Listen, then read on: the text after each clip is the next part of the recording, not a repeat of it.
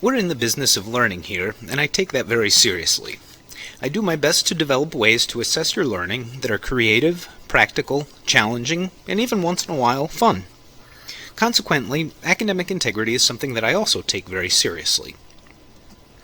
Academic integrity basically means doing your own work. I want to know what you've learned, how you think, and what you think. Your work on tests, papers, and other assignments should reflect your interpretation of the content that we've been covering in class. Finding things on Wikipedia doesn't show me what you know about music, it shows me you know how to use Wikipedia.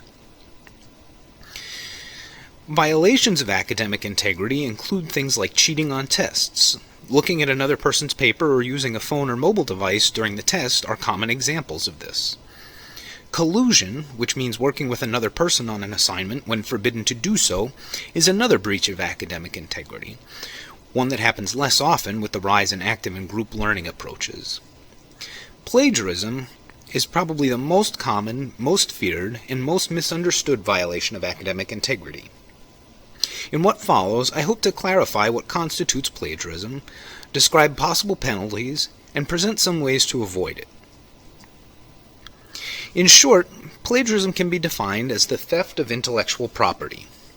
You worked hard to earn the money to buy that new laptop, and you wouldn't want someone to steal it from you, right? Well, scholars work hard to develop their ideas and present them clearly, and stealing those ideas is just as wrong.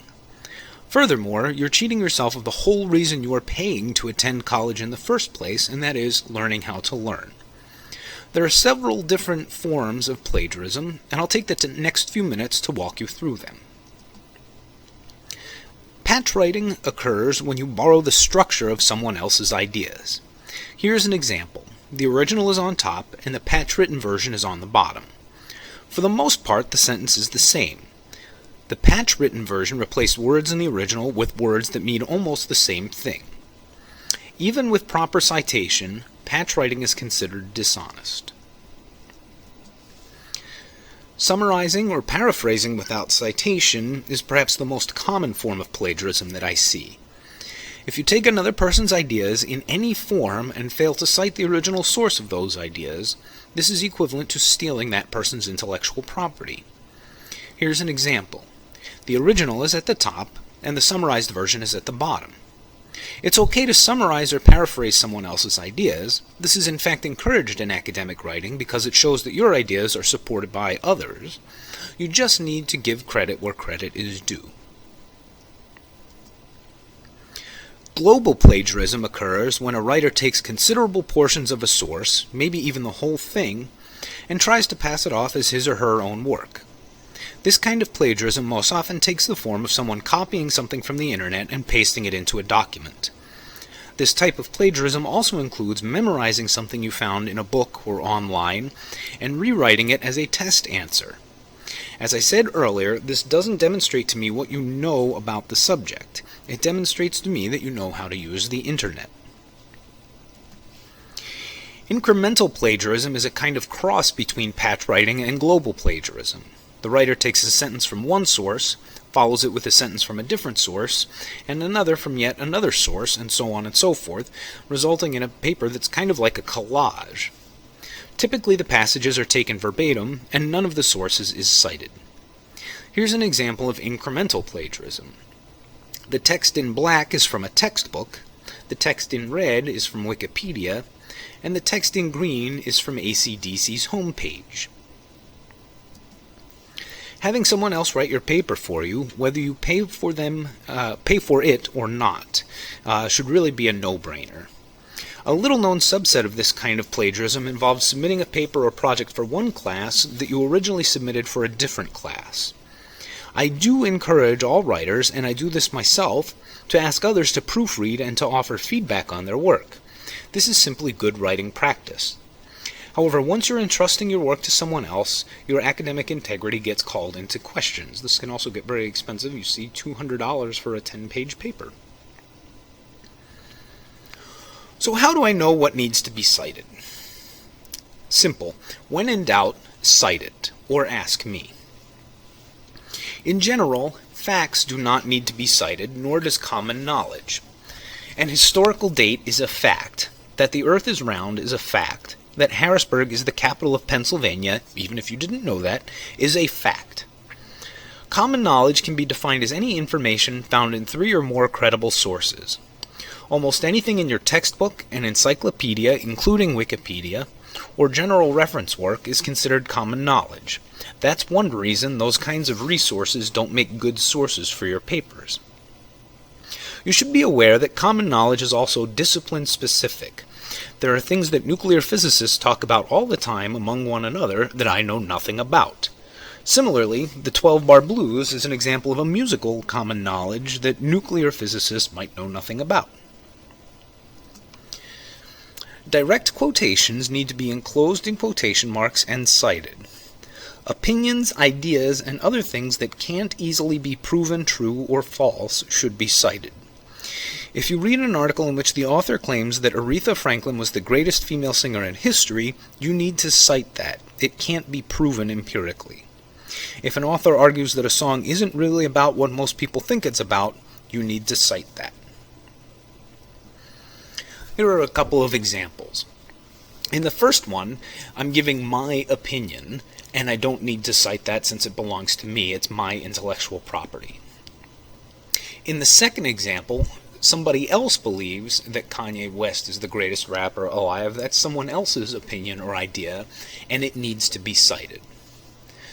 Kanye West was born in Atlanta, Georgia in June of 1977 is a fact and doesn't need to be cited. You can find that in any number of reference sources. The last example, while many sources claim that Kanye West was born in Atlanta, Bob Knob claims, in fact, that he came to us from Neptune. That you need to cite because there is an opinion that differs from something that's generally accepted as true. Here are 2 other examples in terms of citing the work or the ideas of others. The first one is a summary of work by Siva Vaidyanathan, who argues that copyrights are inhibiting the creative process. I basically tried to sum up most of his book in a sentence or 2. And so I'm giving credit to him because those are his ideas. And this is the 2009 book is where you can find them. In the second example, I've taken words of his literally, and I've included them in quotation marks to show that I've taken that text verbatim. I've given his name at the beginning of the sentence, and I've given the date of publication to direct the reader to the appropriate entry in the Works Cited page at the end. If I suspect that your work may not be your own, and I can almost always tell within a few sentences, the burden of proof is on you to convince me that you did indeed write the paper. As you write, consider saving earlier drafts, making an outline, printing and marking up online sources. Each person has his or her own unique voice, not just when they speak, but when they write as well.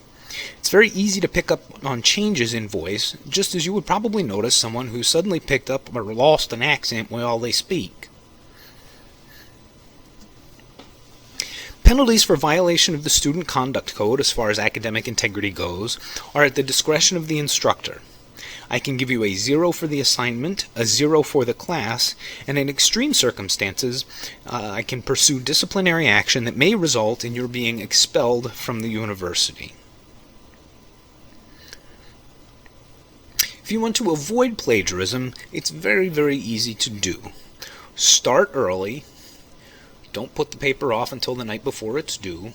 That's one of the chief circumstances under which I see plagiarism. Do your own work. I'm interested to hear what you have to say. Spelling and grammar are not the be-all, end-all of writing papers. I want to know about your ideas. Keep track of your sources and mark them up. I write in all of my books. I print things off from online. I print off PDFs. I scribble on them and I make notes and I underline. If you're not sure whether or not to cite something, cite it. I'll tell you if you're citing too much or if something doesn't need to be cited. I'd rather you oversight than undercite. Take your paper to the TLC, which is located up on the 2nd floor of the library building. They have a bunch of really great staff members that can help you with any of your paper writing questions or plagiarism questions. You can always email me, come talk to me before or after class, or set up an appointment to come by my office hours, and I'm happy to help you. I should also say that these guidelines and so on are mine. Other professors might have different approaches, different standards, different tips, and different thoughts as far as penalties. So these apply for my classes and probably, generally speaking, many of the other classes here, but always check with each individual instructor.